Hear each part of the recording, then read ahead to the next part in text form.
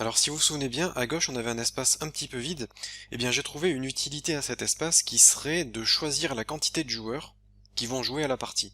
Donc on va mettre en place ce petit menu nombre de joueurs, et on aura la possibilité de choisir combien de joueurs vont s'affronter dans l'arène. Alors ce que j'ai fait, c'est que j'ai juste créé un titre ici, joueur. J'ai créé un nombre qui par défaut est égal à 2, et j'ai créé un slider. Pour l'instant, j'ai rien connecté, hein. J'ai juste fait GameObject UI text et GameObject UI slider. Donc, on va faire ça ensemble. Ici, j'ai mon slider, je sélectionne mon slider. Au niveau de la valeur, je vais dire que la valeur est égale à 2, par défaut. La valeur minimale est égale, alors je vais mettre 2, et la valeur max est égale à 4. Je vais déjà tester ça.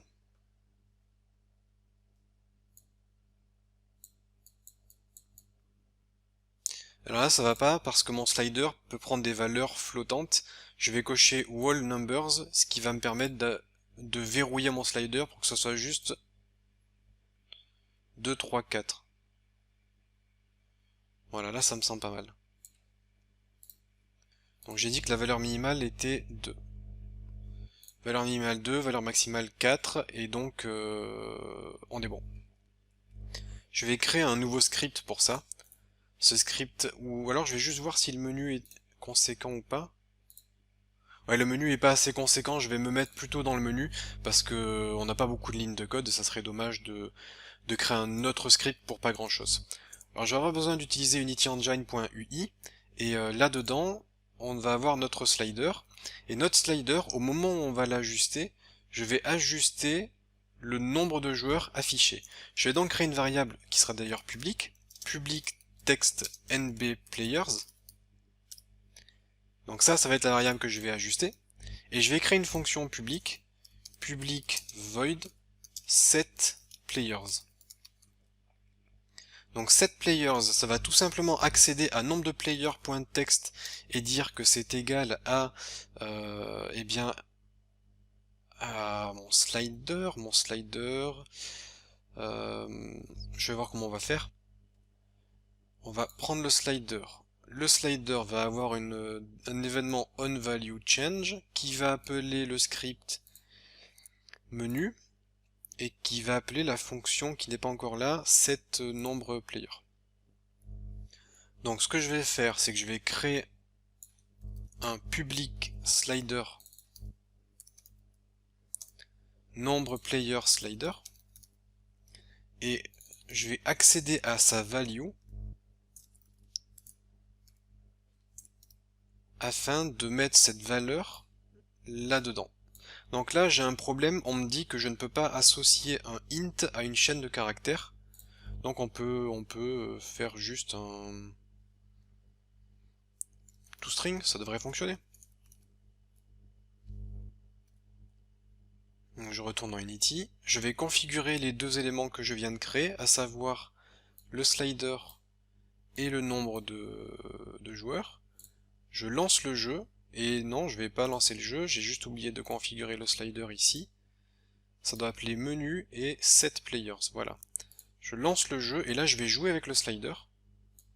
Et comme vous pouvez le voir, la quantité de joueurs varie bien. Donc ça fonctionne. Alors pour l'instant c'est juste du visuel, c'est-à-dire que rien ne change dans notre code. Ça fonctionne, mais ça ne fait absolument rien. Ce que je vais faire, c'est que je vais faire un playerprefs.setInt nbplayers qui sera égal à nbplayers. Je vais enregistrer sur l'ordinateur le nombre de joueurs qui a été sélectionné, donc je vais enregistrer ce paramètre. Et alors d'ailleurs c'est nbplayers, non, ça va être ça, voilà. Voilà. Et qu'est-ce qu'on me dit? On ne peut pas convertir un float en int, alors je vais faire un int.parse. Voilà. Je vais faire un int.parse pour convertir mon float en int, et là ça devrait fonctionner.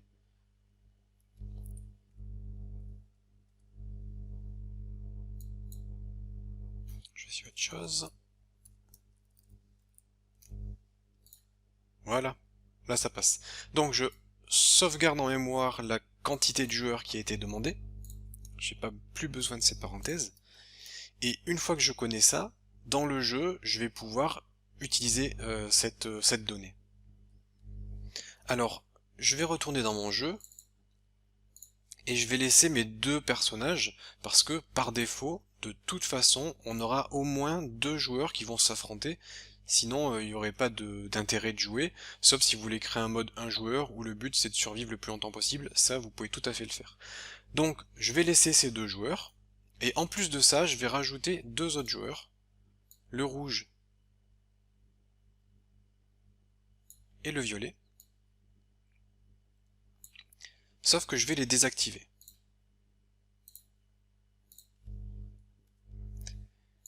Là, je vais créer un script que je vais appeler Activate Players. Et Activate Players, je vais le mettre sur le Game Manager. Je double-clique pour l'ouvrir. Et ce script va être très simple. Je vais créer une fonction publique, non d'ailleurs une variable, pardon, oui une variable publique. Public GameObject, je vais l'appeler Player3. Et Public GameObject, Player4. Je vais ensuite faire un int nbPlayers est égal à playerprefs.getInt, et là je vais récupérer ce qu'on a mis ici, nombre de players. Donc je récupère le nombre de joueurs demandé, et je vais faire un if nbPlayers est égal à 3, donc si on est à 3 joueurs, je vais faire player3.setActiveTrue, et ensuite je vais faire un if nbPlayers est égal à 4, je vais dire ça .setActiveTrue et player4.setActiveTrue.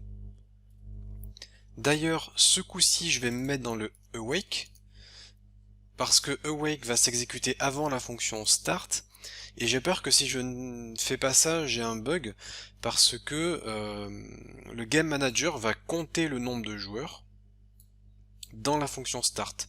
Ce qui fait que les deux fonctions vont rentrer en concurrence et vont s'exécuter en même temps, alors que si là je me mets dans le awake, ça va s'exécuter avant la fonction start du game manager, et du coup au moment où la fonction start du game manager s'exécute, au moment où le game manager compte le nombre de joueurs, eh bien j'aurai déjà activé mes joueurs. Ce qui fait que là j'évite un bug. Je retourne dans le jeu, je vais sur mon game manager, et là je vais renseigner mes joueurs 3 et 4, qui sont ici le player rouge et le player violet. CTRL S, et je retourne au menu. Je lance le jeu. Là, je laisse mon slider à 2, je joue, ça marche. Échappe, retour au menu, je mets le slider à 3, je joue, ça marche.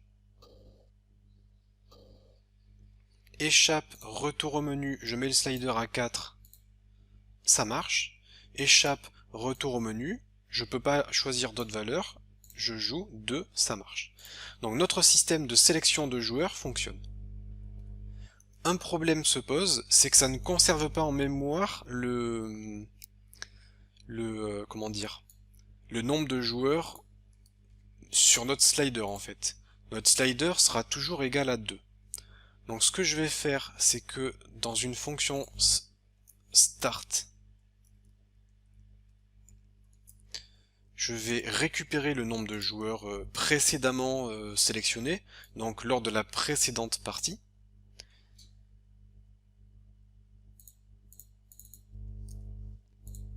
Et ensuite, je vais dire que mon slider.value est égal à mon nombre récupéré.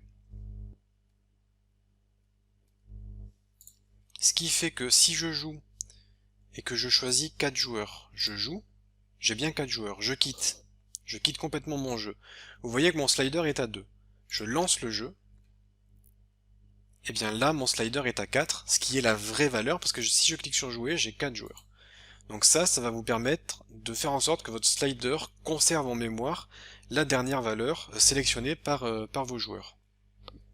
Donc voilà comment mettre en place un système de sélection du nombre de joueurs qui vont s'affronter dans l'arène.